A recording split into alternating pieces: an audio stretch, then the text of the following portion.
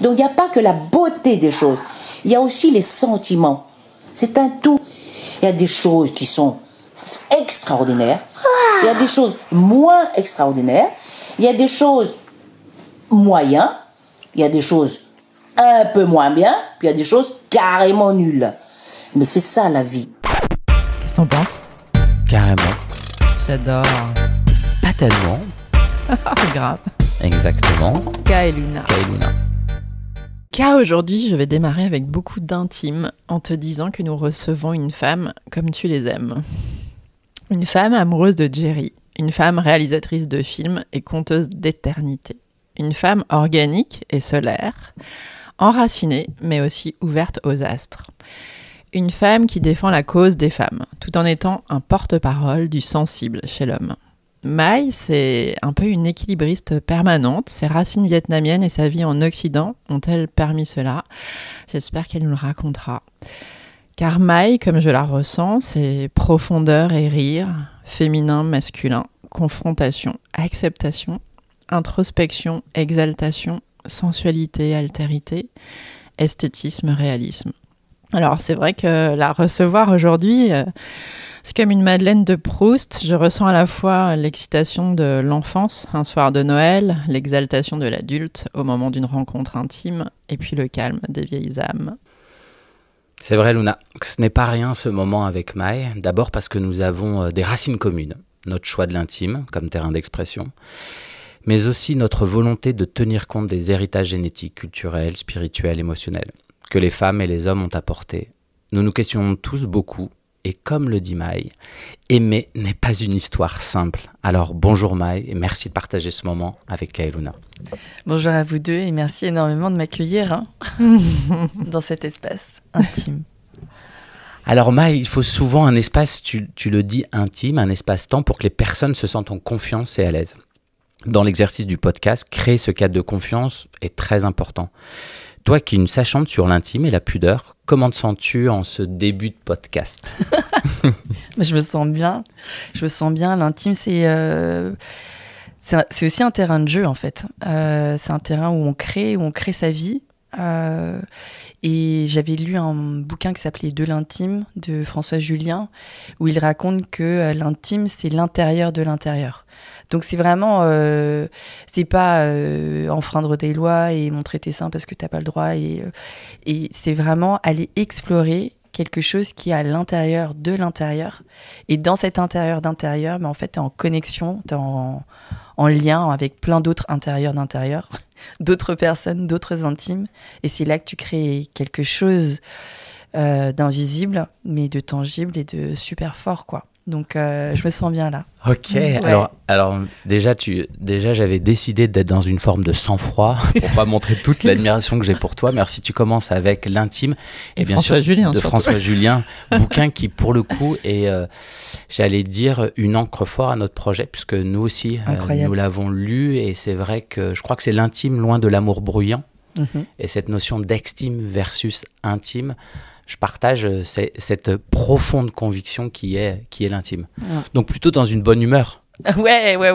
Tu nous disais quand même un peu aussi, non pas fatigué, mais beaucoup en ce moment sollicité. Ouais, je suis assez sollicitée, mais je l'ai bien cherché, non? Ouais, je crois. Tu as cherché une actualité en tout cas. Alors je sais pas si j'ai cherché une actualité, mais c'est très étrange quand t'es artiste de créer dans une solitude, dans une longueur aussi, puisque ça m'a pris 6 ans, le projet des rivières, de partager à un moment donné à d'autres. Tu danses sur un autre pied, quoi. Et c'est un moment où, du coup, de partager ce propos, de tenter de le servir aussi, fait que ça développe... heureusement, c'est bien, un intérêt, des émotions et du coup des sollicitations, ouais. Mais c'est bien, c'est très bien. Et justement, pour rebondir sur l'intime, ce qu'on disait et ce que tu étais peut-être en train de dire, c'est que ce serait comme avoir suffisamment confiance de par tout ce que tu as été épuisé, puisque tu as eu le courage de produire pour t'offrir aux autres avec cette confiance que tu as suffisamment travaillé et introspecté pour que quelque chose de juste se passe entre eux et toi.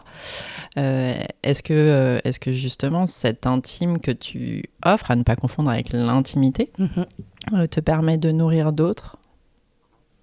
Bah, c'est ce qui tente à se produire, ouais. En fait, plus j'ai cheminé sur cet intime, et plus cette confiance s'est développée, dans le sens où, dans ce cheminement, on sait que c'est un pas après l'autre, que c'est un processus qui est sans fin. Donc, et que dans ce processus, une chose peut être vraie à un moment donné, devenir fausse à un autre moment. Mais être capable de faire ce cheminement et de le verbaliser, en fait, ça donne énormément de puissance.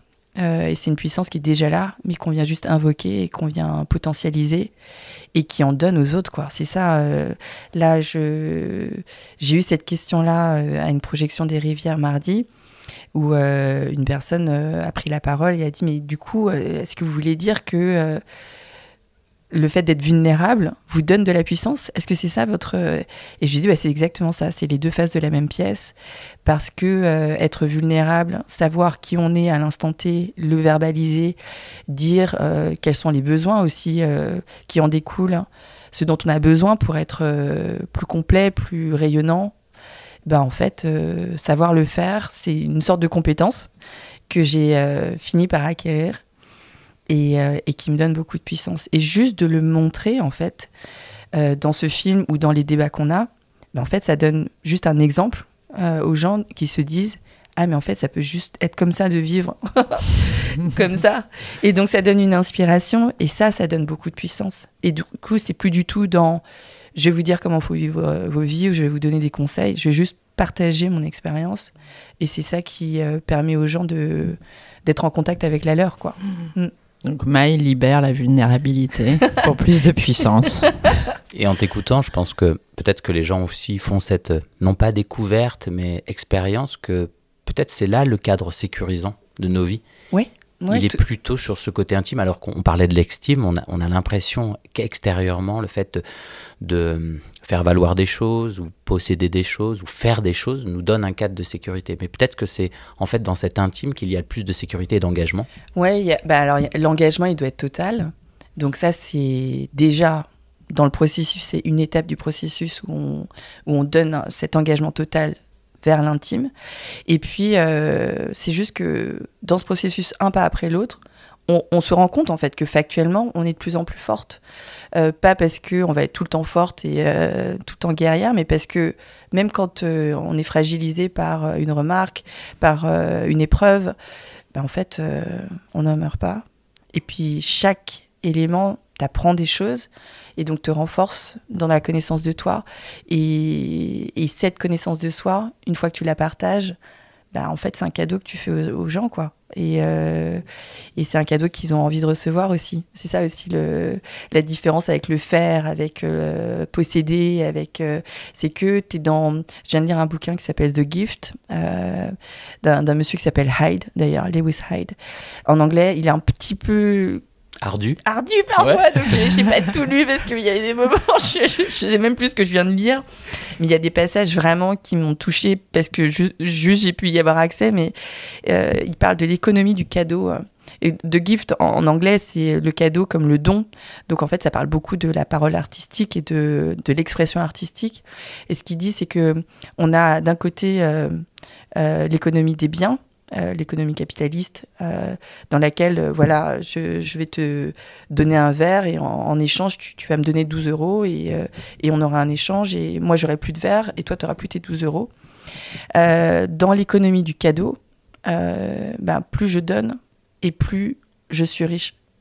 Plus j'ai du prestige, donc c'était l'économie des potlatches, de cette circulation d'âme, en fait, qui fait que plus on partage et plus il y a enrichissement. Et du coup, là, je le vois sur les rivières et sur cette intime, plus on partage et plus tout le monde est riche et tout le monde est puissant. Et c'est ça que… Et du coup… autant dans la création, il fallait que je sois de plus en plus rentrée à l'intérieur de cet intérieur, autant là, ça devient politique parce que on est au milieu d'une arène avec un public, avec des gens qui peuvent faire des commentaires et qui peuvent te dire fuck. Et en fait, si tu as fait le cheminement de l'autre côté, tu fais welcome, ok, dis-moi pourquoi. Ok, c'est intéressant, ça m'intéresse. Parce que t'es plus fragilisé par ça, parce que tu sais pourquoi tu as fait les choses, tu sais qui tu es, quoi. C'est le fameux tu sais qui tu es. Et en même temps, ce qui tu es se construit au fur et à mesure, se crée au fur et à mesure. Donc du coup, c'est ça, t'as construit suffisamment de confiance, mais pas du tout en construisant, mais en relâchant. Donc c'est j'avais filmé un soufi, il s'appelait Mem, enfin il s'appelle toujours Mem de Matt Soufi, sur le blog, et il nous avait dit ça, il nous avait dit, on est dans une société où on vous dit construisez, possédez, achetez et vous serez meilleur. Alors que c'est exactement le contraire, il faut lâcher, et en fait le vide qui va se créer, c'est de la confiance en fait qui va remplir ce vide de manière naturelle. Et du coup, j'ai voulu tenter l'affaire parce que tu vas beaucoup dans l'expérimentation. Ouais. Et en fait, dans mon expérience, c'est totalement vrai. Plus tu lâches et plus tu es non protégé d'une certaine manière, et plus tu es fort. Mais après, c'est un peu ce qu'on ressent, parce qu'on parle des rivières, mais on va bientôt parler aussi d'un autre film, mais c'est un peu ce qu'on ressent, c'est qu'à la genèse peut-être de ce film, il y a beaucoup d'attentes, de compréhension, et la conclusion de ce film, c'est qu'il n'y en a plus aucune. Non, il n'y en a plus aucune. Ouais. Alors, on a eu la chance d'assister aux projections de ces 2 films, dont on commence déjà à en parler, Les Rivières et puis Rencontre avec des hommes remarquables. Ouais. Est-ce que tu peux nous storyteller un peu la genèse de ces 2 films et nous dire un peu plus sur le rôle de l'intime dans ces créations ? Tu le sais bien, une création artistique naît toujours d'un désir, d'une impulsion. On va sans doute la chercher dans ce que l'on a de plus intérieur. Et j'ai l'impression que ces 6 ans, il y a une construction, ou en tout cas une profondeur dans l'intime. Tu nous en parles un peu ? Oui. Les Rivières est né d'un... on va dire un triple mouvement. Le premier, c'était celui du blog. Moi, j'ai blogué, j'ai commencé il y a 9 ans sur un blog qui, au départ, était un blog beauté qui s'appelait Super by Timay. Et en fait, j'étais obsédée par les rituels de beauté. Pourquoi les femmes se font belles et qu'est-ce qui se cache derrière. Et donc, j'ai filmé. Puis, au bout d'un moment, en fait, je filmais toujours la même chose, qui était le même rituel d'un fond de teint, d'un rouge à lèvres, d'un peu de mascara. Mais pourquoi je continuais encore à filmer ? Parce que j'avais toujours pas compris ce que je venais chercher. Et déjà, il y a eu un moment donné où je me suis dit, je viens chercher quelque chose, mais quoi ? Et puis j'ai vu que c'était cette idée de reconnexion. Les femmes, quand elles se regardent dans le miroir le matin, il y a un truc de très doux qui passe, d'hyper bienveillant. Et je venais chercher cette idée de reconnexion, qui est quelque chose de beaucoup plus profond qu'un effet de surface. Mais évidemment, une fois que tu as dit reconnexion, tu as dit que peut-être il y avait déconnexion de ma part, et du coup j'ai cherché à me reconnecter. Donc c'est passé par d'autres choses. Du coup c'est passé par la création artistique, j'ai fait beaucoup de portraits d'artistes, et puis après par des gens qui ont cheminé sur des quêtes de résilience, ou alors qui ont choisi de vivre différemment, les pieds nus, sans électricité, au Pays de Galles. Donc des cheminements de vie. Et puis c'est devenu cette galerie de portraits très intime, où en fait à la fin il n'y a plus de promesses, en fait. C'est juste les gens vivent tels qu'ils sont, ils font des tartes pour leurs enfants et c'est tout. Et en fait bien. Et c'est bien. Et en fait on partage si c'est leur endroit, cette idée de relâchement, de relâcher. Quand je ne désire rien, qu'est-ce qui se passe dans ma vie ? Et en fait il se passe plein de trucs, parce que tu deviens une sorte de réceptacle où les gens ont la place. C'est ce que vous faites, de déposer quelque chose de leur être qui passe pas nécessairement par des mots, mais par des gestuels, par des constellations en fait, ou des positions avec leurs enfants, avec leurs proches. Et c'était ça que je venais capter. C'était des choses qui étaient très très invisibles, mais très puissantes du lien à l'autre. Et du coup, à un moment donné, il y a eu la famille. Et puis à un moment donné, il y a ma communauté qui me disait, mais il faut que tu passes au long métrage. Parce que t'es prête, quoi. Et moi, je pensais pas du tout. Et j'ai du coup une productrice qui faisait partie de mes lectrices qui est venue me voir, Marine, je t'embrasse, qui elle faisait plutôt de la fiction pour sa maison de production qui s'appelle Apsara Film. Et qui m'a dit, mais t'es prête, je sens que t'es prête, il faut que t'y ailles. Et puis on a commencé à cheminer ensemble, et puis c'est marrant, ces permissions qu'on a besoin d'entendre de temps en temps. Totalement. Luna le dit souvent. Ouais. Permettre et autoriser. Autoriser, c'est exactement ça. Et derrière cette permission et cette autorisation que je venais chercher aussi en filmant ces rituels de beauté, qu'est-ce qu'on s'autorise comme bienveillance, comme reconnecter à sa créativité, tous ces trucs de permission, c'est aussi l'idée d'être vu profondément au-delà de cette surface, tu vois. Et elle m'avait vue en fait, Marine.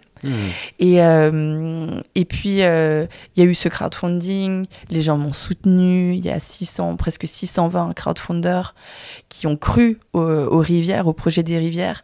C'était il y a 4 ans et le projet n'avait rien à voir avec ce qu'il est devenu ensuite. Mais les choses commencent à s'aligner. Mais ça commençait à s'aligner comme ça. Parce que tu étais d'accord. Parce que j'étais d'accord, parce que j'étais partante. Donc j'avais dit, il y a eu 3 mouvements, c'est ça ? Ouais, 3 mouvements. Je suis totalement perdue dans le truc. C'est pas grave. Premier mouvement, le blog et l'autorisation. Ouais. Deuxième impulsion, je viens de me séparer de mon mari. Ça correspond à un moment où je dois ramener ma grand-mère je dois emmener mes grands-parents de France au Vietnam pour normalement leur dernier déménagement. C'est 2 semaines plus tard, donc j'annule pas le voyage. Et là, mon oncle me dit, écoute, faut que tu viennes, faut que je t'explique un truc. Et il m'annonce, il me fait un arbre généalogique et il m'annonce que je viens d'une lignée de femmes maudites. Et moi, je suis terrassée par cette annonce qui, effectivement, est prise comme une annonce. Donc, je me rappelle de conversations avec ma mère ou avec des amis qui me disaient, mais Maï, ça va très bien, ça arrive à plein de gens d'être divorcés, et puis t'es intelligente, t'es belle, tu vas retrouver un mec, il n'y a pas de problème. Et puis je leur disais, oui, mais vous n'avez pas compris, en fait. Moi, je suis maudite. Je suis l'objet d'une malédiction. Donc c'est pas pareil, quoi. Et les gens me disaient, mais elle est totalement folle. Et effectivement, c'était de la folie. Mais il fallait en découdre, quoi. Il fallait comprendre ce qu'il y avait derrière cette folie. Et puis, du coup, le 3e mouvement, c'est que 4 ans plus tard, on a ramené ma grand-mère. Donc, 1, mon oncle meurt. Et 2, on ramène ma grand-mère. Les 2 événements, d'ailleurs, sont pas étrangers l'un à l'autre. Et je me dis, mais tout ça n'est pas résolu. Et du coup, je joue mon va-tout. Je vais faire un film. Et du coup, ces 3 choses-là, m'autoriser à faire un long métrage, l'idée d'être l'objet d'une malédiction et de devoir quêter là-dessus parce que j'ai une fille et je ne vais pas lui refiler ce truc-là. Et puis le fait que ma grand-mère revienne et que du coup, ces constellations familiales se remettent en branle parce que les séparations, le fait qu'on vive plus ensemble de génération en génération fait que tout ce qui est cristallisé pendant ces séparations est cristallisé, quoi. Et puis le fait que la grand-mère revienne, que ma mère la raccueille chez elle, tout va se reliquéfier, quoi. Et du coup, les rivières, c'est ça, c'est redevenir liquide, redevenir vulnérable et faire face au passé.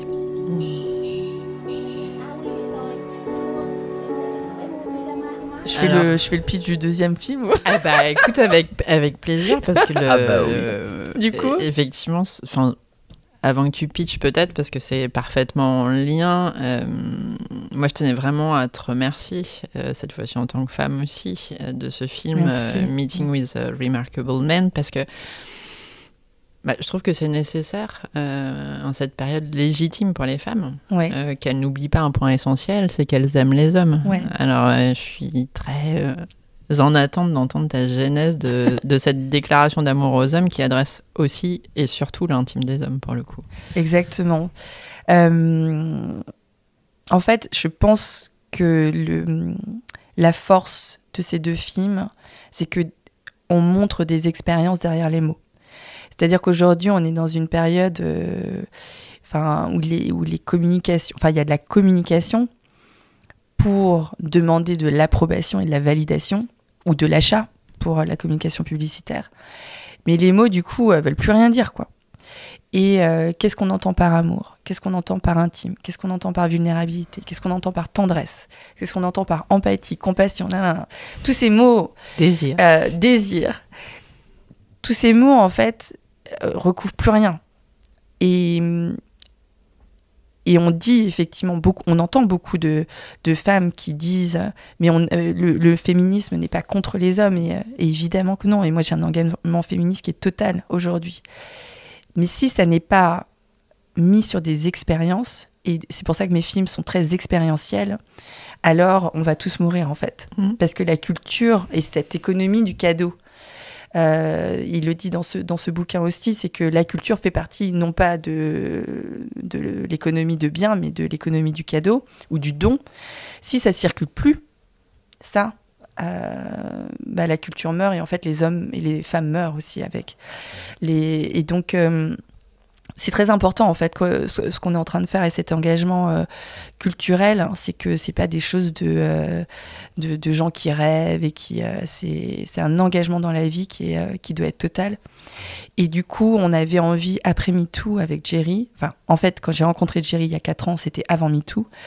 Et déjà, le fait qu'il ait des groupes... Donc, il est thérapeute. Il a des groupes de parole d'hommes depuis bientôt 20 ans. Enfin, depuis plus de 20 ans, en fait.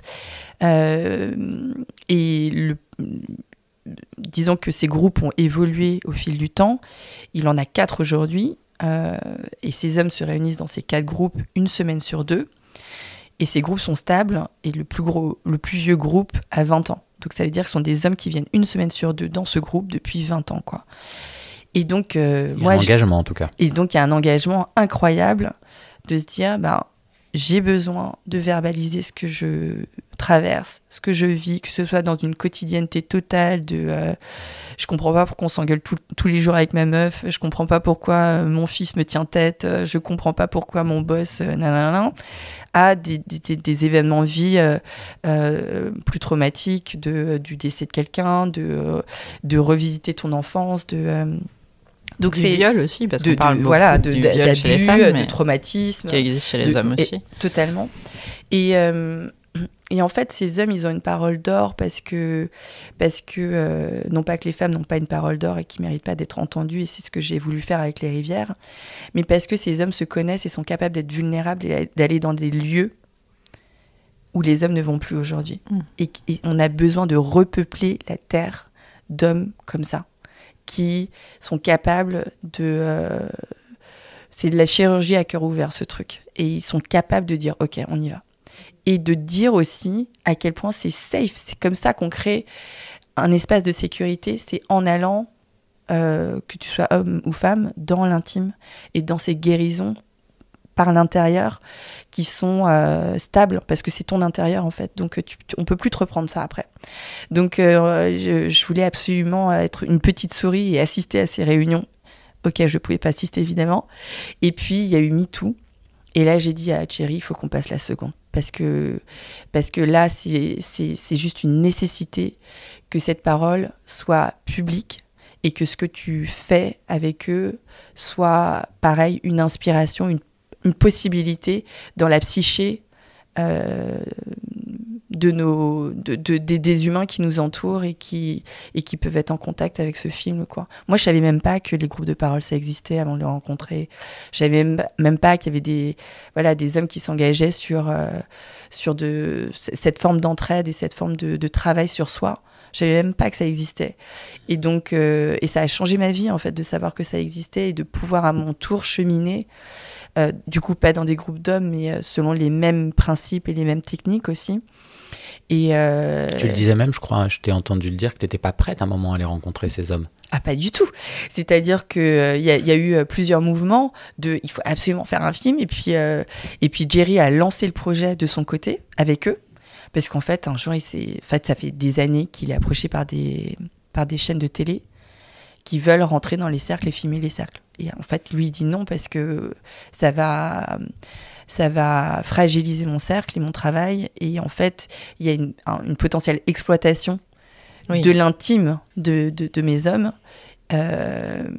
pour des intérêts qui ne sont pas les leurs. Et ça, je refuse. Et puis en fait, un jour, il regarde ses groupes et puis il dit, mais en fait, on est une équipe de tournage et de production et de post-production. En fait, on peut le faire ensemble. Et donc, il a commencé à filmer ces hommes sur des interviews longues, en profondeur. Et puis, à un moment donné, il fallait passer à réaliser un film. Et ça, il n'y arrivait pas seul. Il n'y arrivait pas avec ses mecs. Et c'est là qu'il s'est dit, il faut qu'on ait quelqu'un pour réaliser le film avec nous. Et en fait, il faut que ce soit une femme. Et en fait, j'ai qu'à demander à Maï. Et alors là, donc je connais un petit peu le projet, il y a un petit peu le propos, il y a un peu le... Et là, Maï, c'est ton talent, parce que pour le coup, on parlait des rivières. Là, pour le coup, tu as vraiment un talent de filmer l'expérience. Parce que tu le dis très bien, on pourrait avoir quelque chose de figé, qui soit encore des mots, des déclarations, de l'extime, mais qui ne nourrissent pas. Et je pense que là, ton talent, c'est de filmer l'expérience. De filmer en fait une expérience avec des hommes plutôt que des choses que des hommes ont à dire. Ouais, exactement. Parce qu'on pourrait... au début, du coup, il avait une somme d'interviews qui sont restées les interviews qu'on a utilisées et qui sont incroyables. Mais ça faisait pas un film, en fait. Ça faisait pas un film. Et en fait, il fallait filmer cet indicible aussi. Il fallait filmer cette tendresse. Il fallait filmer tout le non-verbal qu'on a filmé sur un pèlerinage en baie de Somme. Parce qu'en fait, les Anglais, ils sont très, très liés aux commémorations de la Première Guerre mondiale. Ce qu'on n'est pas du tout en France. Alors moi, je suis une femme. L'univers de la guerre... c'est pas du tout dans mon horizon d'imagination. Et puis, c'est ce que tu disais au début, j'avais énormément de résistance, finalement, à rentrer dans le projet quand il m'a demandé de le faire. Parce que, voilà, je me projetais dans un univers que je connaissais absolument pas, mais qui m'excitait pas. Et puis voilà, je me retrouve en novembre dans les Hauts-de-France. Il pleut, il fait 4 degrés, j'ai un pauvre impère Mouji, tu vois. Et les mecs sont morts de rire, ils me disent mais qu'est-ce que t'as pas compris? Non, on va faire un pèlerinage dans les Hauts-de-France en novembre. Pourquoi t'es habillée comme ça? Je dis mais parce que je sais pas, moi, nous on reste à la maison en fait dans ces conditions météo. Et puis ils étaient morts de rire et effectivement on a continué et moi j'étais trempée, je suis grelottée, mais c'était pas grave. Je voyais des hommes qui faisaient ce pèlerinage pas du tout pour la première fois. Hein. Ça fait 2e, 3e, 5e, 10e fois qu'ils viennent sur ces tombes, qui récitent des poèmes, qui cherchent des témoignages. Parce qu'en fait, ils sont en identification par rapport à ces soldats. Et en fait, la question de qu'est-ce qu'un homme, en dehors de sa fonction, notamment de protection en temps de paix, parce qu'il n'y a plus de guerre, en fait. Donc, que devient un homme aujourd'hui? C'est une question à laquelle on a voulu répondre et c'est pareil, c'est pas en disant c'est en faisant ci, ça, mais c'est en explorant des intimes différents, en les exposant, en les partageant pour que les gens se disent ah oui, ma vie ça pourrait être ça, ah oui, si je m'engageais aussi sur un travail sur moi-même, je serais plus sécure, ma vie de parent, ma vie d'amant, ma vie d'individu serait étendue. Et du coup, notre engagement humaniste et féministe, c'est pas de dire uniquement, il faut aussi protéger davantage les femmes sur la sphère sociale, sociétale.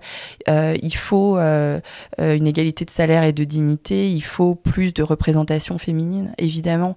Mais c'est pas uniquement ça. Il faut étendre la vie humaine globalement, des hommes et des femmes et des enfants aussi, bien sûr. Mais pour rebondir sur tout ce que tu viens de dire, qui, je trouve, encore une fois, est la preuve de ce que tu prônes, la façon dont tu racontes ce tournage, c'est quand même que tu n'as pas eu d'attente, que tu n'y as pas été avec un objectif clair, que tu as eu le courage de l'expérience, que bien entendu ça t'a nourri. Et moi, ce qui m'a énormément touchée, je retiens évidemment beaucoup de choses de ce film, mais je crois que là où l'acte est très féministe, c'est que tu arrives à faire qu'un homme dise que les hommes ont peur des femmes. Ouais. Et ça, c'est assez puissant finalement, parce que les hommes s'autorisent à le formuler, qui plus est quand même derrière une caméra, je pense que ça augure de quelque chose de plus positif pour l'avenir des hommes et des femmes. Mais disons que on est dans une période qui est passionnante, qui est freaky aussi, hein, tu vois, qui est sur plein d'aspects, qui est très angoissante, mais qui est passionnante parce qu'on a une sorte de slot où on peut recréer de la culture. Où en fait, on se dit, on est en train tu vois, on a ouvert un rideau où il y a tellement de monstruosité, mais aussi tellement d'ignorance. C'est ça le truc aussi, on est tellement ignorant de la réalité, de la vérité des choses dans ce parcours intime qu'en fait on a un potentiel de progression mais qui est juste énorme. Et ce potentiel de progression, encore une fois, c'est pas dans la castration, c'est pas dans il faut faire comme ci, il faut faire comme ça, c'est potentialiser, développer, ouvrir des horizons, c'est juste incroyable. Et pour le faire, va falloir qu'on soit un peu honnête, quoi. Va falloir qu'on soit un peu honnête et va falloir qu'on soit comment dire, dans cette écoute active dont on parle beaucoup, mais pour être dans une écoute active, va falloir qu'on entende des choses aussi qu'on n'a pas voulu entendre. Et dans les résistances dont tu me parlais tout à l'heure, il y avait une très très grosse résistance qui n'était pas uniquement de je suis pas sûre que ça m'intéresse, mais aussi une résistance de je ne veux pas entendre cette parole. Je veux pas entendre des hommes qui disent mais moi j'ai peur des femmes. Je veux pas entendre des hommes qui me parlent de leur abus, parce que quelque part, surtout en sortant des rivières, c'est un sujet, l'aspect victimaire et du piège de la victimisation.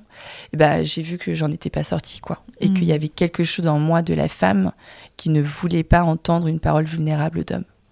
Et du coup, je me suis dit, mais c'est fou, j'aurais jamais cru que j'étais comme ça. Et si, j'étais bien comme ça. Et du coup, c'est ce qui m'a permis de mieux me connaître et de pouvoir le dépasser. Parce qu'en fait, tu peux pas dépasser si tu reconnais pas qui t'es vraiment, ou t'es, quoi. Donc moi, j'avais beaucoup de résistance. Jusqu'à entendre une parole humaine qui doit être entendue parce que juste le mec a eu le courage de le dire, quoi. Et du coup, c'est ça qu'il faut honorer, c'est l'honnêteté, le courage des gens de dire qui ils sont. I think there's a real powerful thing that happens for a man when he's asked to serve. And I started to question, but why does that resonate with me now? And I realised, oh, fuck.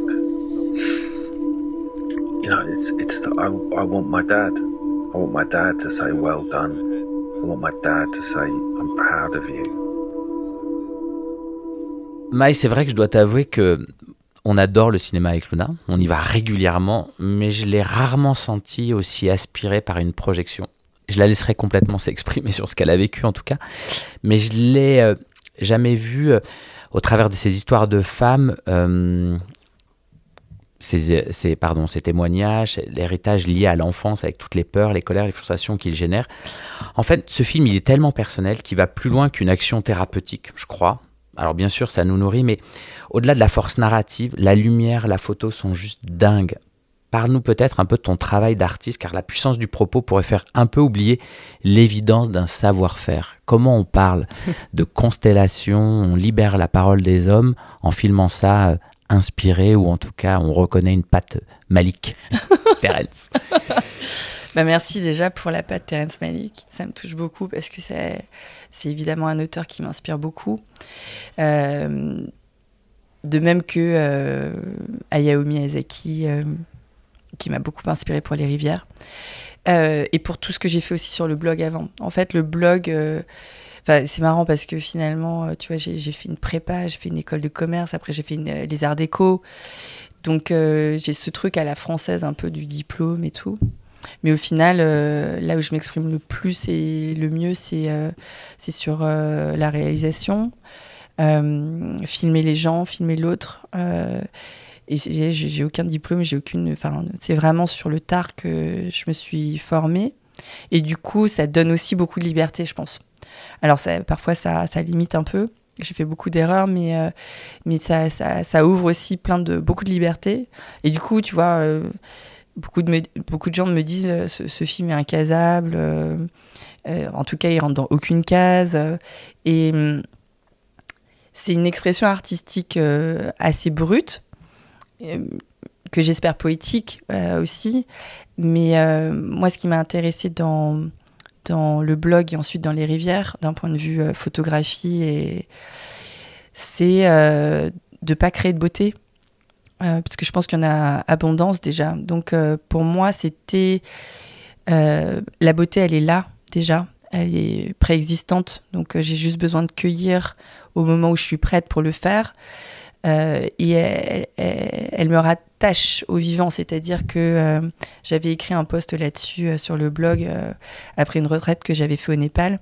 La fameuse retraite au Népal. Et pendant cette retraite, il y avait 4 jours en fait en isolation sur une colline à jeûne, et t'as pas mal le temps de t'ennuyer et de réfléchir.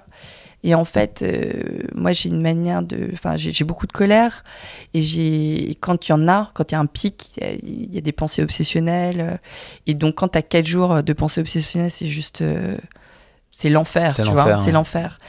Et puis en fait, bon, ça dure pas 4 jours, en général ça dure 2 jours et demi. Les 2 fois où je l'ai fait, ça a duré 2 jours et demi. Et il y a un moment donné où en fait, il y a un truc il y a une porte qui s'ouvre en fait, et où les pensées tombent parce qu'elles sont derrière toi. Et puis en fait, en face, t'as l'Himalaya, quoi. Et tu le vois tout d'un coup, l'Himalaya. Tu vois la beauté. Dès que le mental est compulsif pendant 2 jours, qui te rabâche en permanence ses pensées. Ouais. En fait, tu vois rien, tu vis pas, parce que t'es en prison, en fait.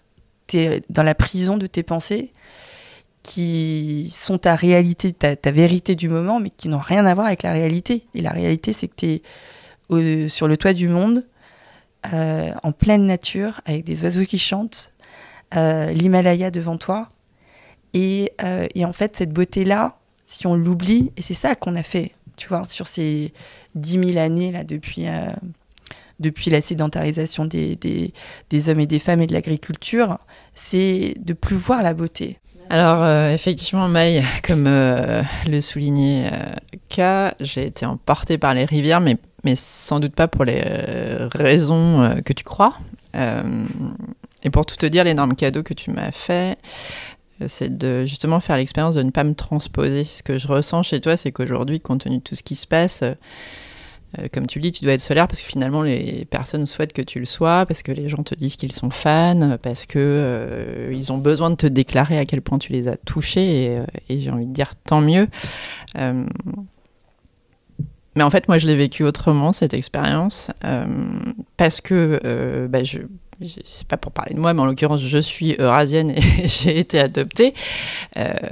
Mais l'émotion m'a vraiment percutée à un autre endroit. Et moi, j'aimerais plutôt t'interroger sur le fait que tu puisses faire, ou en tout cas, tu puisses générer chez les personnes qui ont la chance d'assister à la projection de tes films, justement, de ne pas se transposer. Parce que je crois que quand on va au cinéma ou quand on écoute des chansons qui nous touchent, c'est toujours très égotique, on se transpose. On ramène ça à son histoire personnelle, on essaie de créer des ponts. Et ben moi, pas du tout. J'ai pas vécu ça, alors que c'était quasi évident d'avoir à le vivre.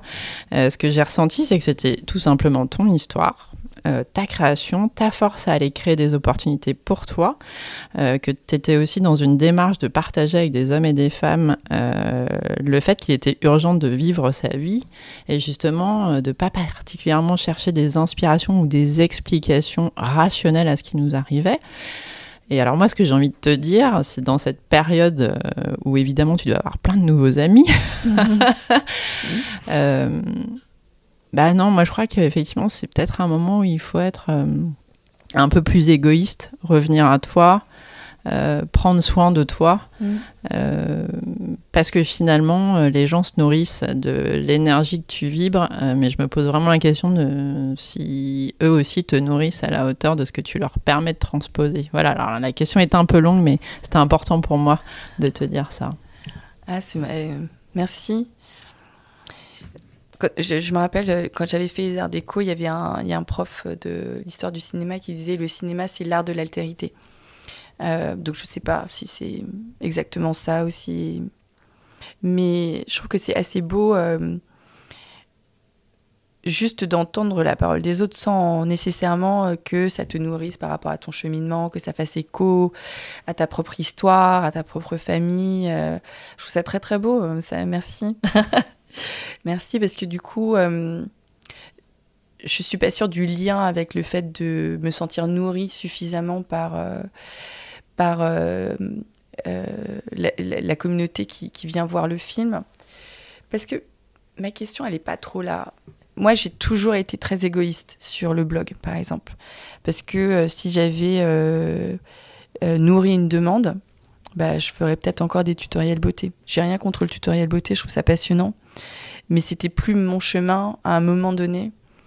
Et je me rappelle, au début, j'avais été piquée par la jalousie. J'étais très, très jalouse des autres blogueuses qui avaient plus d'audience, plus de clics, plus de likes, plus de contrats avec les entreprises, avec les marques et tout. Je me disais, tiens, c'est marrant d'être jalouse comme ça. Qu'est-ce qui se cache derrière ? Et si, en fait... Et donc, je me disais, si tu veux que ça marche mieux, selon certains critères, tu sais très bien ce que tu devrais faire. Donc, plus de tutoriels, plus d'infos beauté, peu importe. Et je me suis dit, mais c'est évidemment pas ce que tu as envie de faire. Donc, si le blog était un support de liberté, tout d'un coup pour toi, où tu as juste un tube à travers lequel tu peux envoyer toutes les bouteilles que tu veux, et puis qui lit. Et effectivement, il y a dans cette circulation quelque chose que tu vois qui se construit et qui crée quelque chose, une forme de valeur dont je suis assez fière, mais c'est pas de ça dont je suis le plus fière. Je pense que ce qui me nourrit sur les rivières et sur mes films, comme sur le livre que je suis en train d'écrire, comme sur le blog, ça a toujours été de servir moi, quoi, d'essayer de comprendre qui j'étais, soit dans un truc très très introspectif d'écriture, soit dans la rencontre à l'autre qui à chaque fois, je le sais maintenant, est une projection d'une partie de moi que je connais pas. Donc et puis qui devient à un moment donné un vrai autre, qui est pas juste une extension de moi, tu vois, mais et du coup mais ça, ce vrai autre, et dans les rivières, je l'ai appris aussi à laisser parler ma mère comme ma grand-mère, ou comme ma fille ou comme mon fils, de manière autonome, en dehors de moi.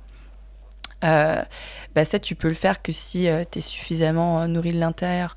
Donc là, il y a un passage qui est un petit peu différent, où je partage les rivières, j'accompagne les projections, enfin certaines projections, je réponds, tu vois, à toutes les questions, parce que ça faisait partie en fait de mon cheminement. Tu vois, c'est marrant parce que le projet, il a pris 6 ans. Il y a eu 3 ans de tournage, 3 ans de montage, 1 année à peu près qui s'est un petit peu interposée, ça fait 5. Et puis en fait, toute cette 6e année, de partager ce projet, ça a été tout un cheminement pour moi. D'apprendre à ne plus être la petite fille, d'apprendre à déplaire potentiellement, et ça n'a pas été que potentiellement, ça a été réellement, de dire, voilà, c'est moi. C'est mon histoire, j'ai pas honte, je tiens debout. Tout ça, ça a été un cheminement incroyablement fort pour moi. Et donc, du coup, ça reste ce truc égoïsme. Alors, je parle d'égoïsme bienveillant parce que j'essaie de faire en sorte quand même que ce soit gagnant-gagnant, tu vois, ce truc. Mais ça part toujours d'une nécessité intérieure qui est très forte. Et du coup, ça s'éteindra, comme le blog, tu vois, je vais refaire un post dans pas longtemps, mais je pense que j'ai pas bloqué depuis 6 mois, 1 an. Donc tant que ça me nourrit pas réellement et honnêtement, je le fais pas, de toute façon. Maï, tu nous parles un peu de ces projets à venir ? Tu disais, je crois que j'ai entendu un livre. Ouais, tu nous en parles un peu, ou peut-être d'autres projets aussi ? En fait, on a donc j'ai ce projet de livre avec l'Iconoclaste, qui est une très très belle maison d'édition, et en fait voilà, tout se fait de manière très très organique. Donc en fait, j'ai fait ce blog, Mona Chollet a suivi ce blog et on a parlé lors de plusieurs émissions de radio. Je suis en train de finir le montage, donc j'en entends parler. Je finis le montage de des rivières, et dans le générique, en fait, j'ai voulu remercier tous les crowdfunders. Je vois Mona Chollet qui en fait fait partie des crowdfunders du projet. Du coup, je me dis, je vais la rencontrer quand même. Donc, je lui ai proposé qu'on se rencontre. Et puis, on s'est rencontrés. Elle me dit, mais il faut que tu écrives un livre, c'est évident. Je vais te présenter une éditrice. L'éditrice voit les rivières. Ça chamboule un nombre incalculable de choses dans sa vie, dans sa famille. Je pense qu'elle l'a vu 10 fois, les rivières. Et puis voilà, l'idée d'un livre émerge. Et puis, ça, c'est pareil, en fait. Les rivières, comme pour les Remarkable Men, tout le processus, pour moi, est de trouver mon intention. En fait, ça se résume à ça. Et sur le livre, je suis encore là-dessus. Donc, ça va parler d'amour. On va parler d'amour. C'est pas un livre, c'est pas un roman. C'est encore de l'expérience. Et puis, du coup, là, dans l'écriture, c'est essayer de partager une expérience à nouveau qui ne soit pas que des mots. Encore une expérience qui a comme intention, ce que j'entends et ce que je ressens, de te rencontrer. De me rencontrer, sous une autre forme. Sous une autre forme, exactement. D'aller à la rencontre de toi. Et Luna le disait avec beaucoup de beauté, de vérité. De vérité, ouais. Du coup, une fois que tu as dit ça, c'est pas toujours beau, ce que tu vois. Mais Après, il y a un débat entre beauté et vérité. Exactement. Est-ce que ce qui est vrai est beau? Est-ce que ce qui est beau est vrai? Exactement. Mais j'avais écrit un post là-dessus, sur vérité et bonheur. Vérité et beauté. Ah tiens, non, c'était peut-être vérité et bonheur, cela dit. Ouais. Mais du coup, moi, ça y est, j'ai fait mon choix, J'ai fait mon choix. Et du coup, parfois, c'est pas très joli, C'est pas très joli à voir. Mais... Ou pas. Et parfois, c'est... Mais je pense qu'une fois que tu as touché le fond, et c'est marrant, à la projection, à la dernière projection, il y avait cette thérapeute Danielle Flammenbaum qui est venue, qui a travaillé sur le transgénérationnel, qui a écrit des bouquins, Femmes désirées, Femmes désirantes, qui est une femme incroyable. Et elle nous parlait du transgénérationnel et elle parlait d'une verticalité sans fond parfois. Et donc, quand tu chemines, parfois, en fait, il n'y a pas de fond. Et donc, il faut savoir aussi remonter... parce que ce qui nous a guidés avec ma mère pendant le montage des rivières, c'est... qu'est-ce que c'est lorsque la névrose est la plus sombre que l'énergie est la plus brillante. Et effectivement, ça nous a pas mal guidés à certains moments où vraiment on voyait plus, tu vois, on voyait plus rien, tellement c'était sombre, quoi. Un peu ce qui foudroie éclair. C'est ça, c'est un peu ça. Et j'avais aussi Jerry de l'autre côté qui travaille beaucoup sur le dark side, donc qui m'avait en l'occurrence beaucoup éclairé sur cette notion de dark side, de l'ombre, de nos parts d'ombre. Et dans nos parts d'ombre, effectivement, il y a des terrains qui sont très glissants et qui sont pas très jolis. Mais ça aussi, ça donne de la confiance, tu vois. On repart sur ta première question, visiter ces parts d'ombre, ça donne beaucoup, beaucoup de force. Je crois que c'est un conditionnement de dire que l'ombre n'est pas jolie. Moi, je ne crois pas, en fait. Bien sûr, totalement. Après, la joliesse, c'est aussi, c'est de toute façon conditionné culturellement par rapport à la beauté déjà, où on peut être en contact avec quelque chose de plus essentiel. Mais disons que c'est plus dur et c'est plus bouleversant. Mais du coup, une fois que tu peux faire face à ça, et je pense que ça va de plus en plus loin, tu vois, la vague, elle est de plus en plus grande, évidemment que le goût de la beauté, le goût d'un rire, le goût de la joie, ça n'a rien à voir, quoi. Et il y avait, je sais pas si vous l'avez vu, cette fameuse émission avec François Cheng. La beauté n'est pas un simple ornement. La beauté, c'est un signe par lequel la création nous signifie que la vie a du sens. Moi, il m'avait beaucoup, beaucoup touchée avec les 5 méditations sur la beauté, le vide et le plein, et même, tu vois, dans cette question de métissage de mon histoire. Je suis d'origine vietnamienne, mais mon père est d'origine chinoise, lui. Donc, en fait, lire ces livres, ça m'avait bouleversée.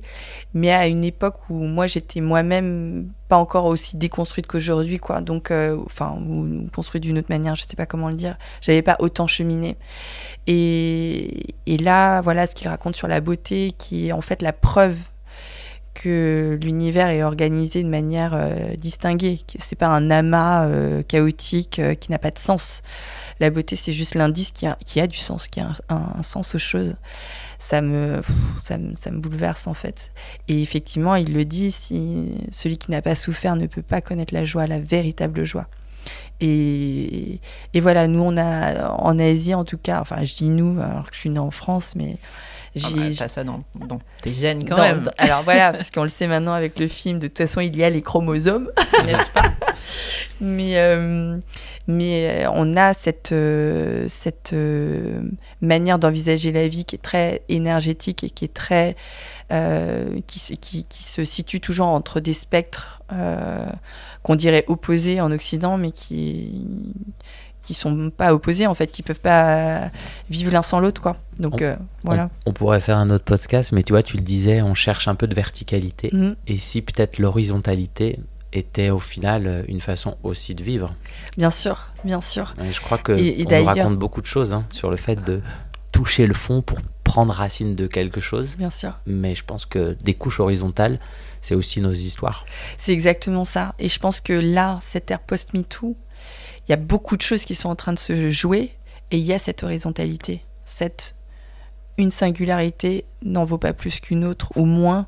Et ce truc de mise à plat, tu vois, expliquer, ça veut dire mettre à plat un tissu.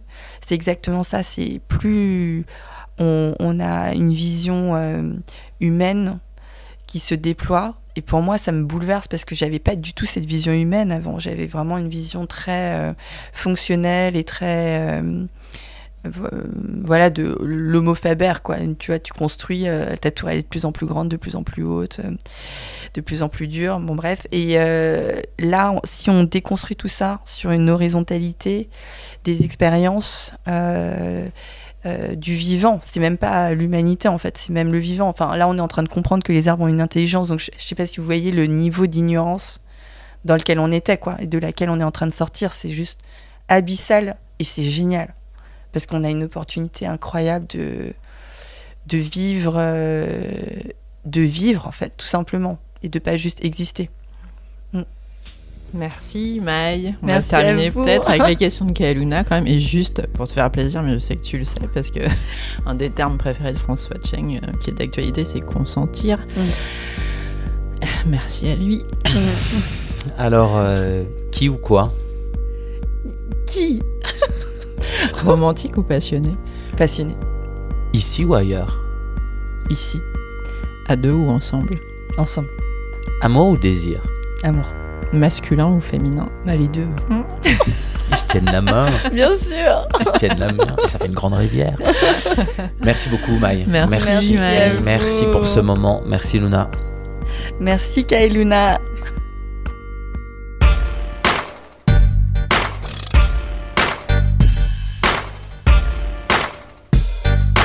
Kaeluna. Kaeluna.